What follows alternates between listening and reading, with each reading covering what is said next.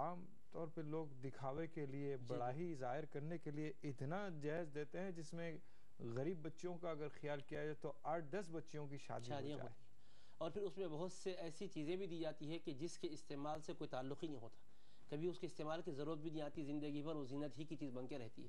تو الغرض اللہ تبارک و تعالیٰ کے فرمان میں یہ بات ہے کہ اعلموا انما الحیات الدنیا لعب ولہو وزینت وتفاخر بینکم وتکاثر فی الاموال والاولاد.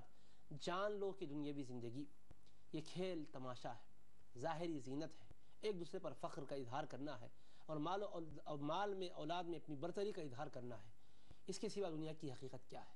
وما الحیات الدنیا الا متاع الغرور. جان لو کہ دنیاوی زندگی دھوکے کا ساز و سامان ہے. اللہ پاک نے فرمایا الہاکم التکاثر حتی زرتم المقابر، کہ یہ مال دولت میں برتری کا اظہار کرنا، تفاخر کا اظہار کرنا، دکھاوا کرنا، جھوٹی شان و شوکت کا اظہار کرنا، یہ ساری چیزیں تم کو آخرت سے بے خبر کر کے رکھ دی ہے، خدا کی یاد سے غافل بنا کے رکھی ہے.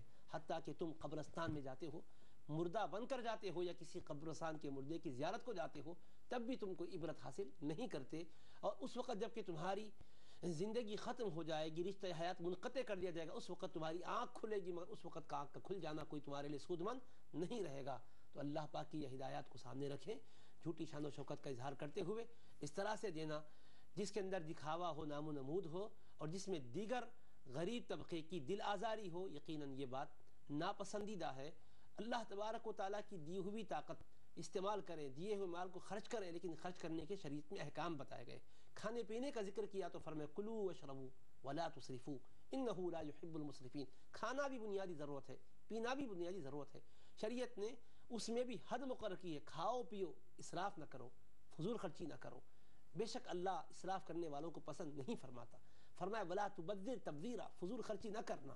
ان المبذرین کانوا اخوان الشیاطین، کہ بے شک فضول خرچی کرنے والے، ناجائز جگہوں پر اپنی دولت کو خرچ کرنے والے شیطان کے دوست، شیطان کے بھائی بند ہوتے ہیں. تو یہ جھوٹی چھان و شوکت کا اظہار جس میں کہ رسم کی نوعیت اختیار کر جائے یہ چیز، اور دیگر بچیوں کی شادیوں کا ہو جانا بڑا مشکل بن جاتا ہے. آپ سوچیں وہ غریب لوگ کیا کریں کہ آپ اس طرح سے اس رسم کو اختیار کر کے اتنا رواج دے چکے ہیں کہ اس کے تصور کے بغیر نکاح ہونا ممکن نہیں رہا ہے، جس کے نتیجے میں بہت سے غریب اپنی بچیوں کے بڑے ہونے کے بعد پریشان ہیں. ہم کو عوام سے روابط کی وجہ سے باتیں سامنے آتی ہے.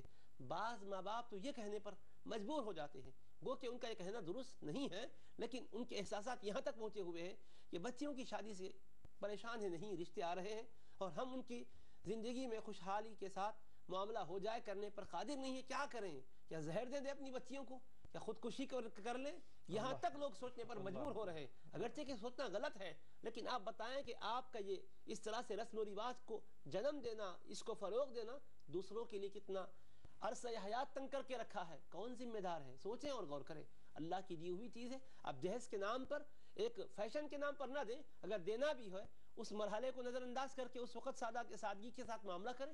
باقی موقع پر آپ اپنی بچی کو جو کوئی دینا چاہتے ہیں دے سکتے ہیں. آپ جہاں آپ حلال طریقے پہ مال خرچ کرنا چاہتے ہیں منع نہیں ہے، لیکن جھوٹی شان و شوکت کے اظہار کے لیے، اپنے ناموری کے لیے یہ کرنا، اور اس کے نتیجے میں دیگر لوگوں کے لیے راہیں مسدود ہو جانا نکاح کی، یہ کتنی بری بات ہے. اللہ تبارک و تعالیٰ نے غلط راستوں پر جانے سے بھی روکا ہے، اور راہ حق کو روکنے سے بھی روکا ہے. ایک روکنے کا طریقہ تو یہ ہے کہ آپ یہ تبلیغ کریں یہ مسلم غریب بچیاں ہیں شادی نہ کی جائے، یہ روکنا بھی روکنا ہے.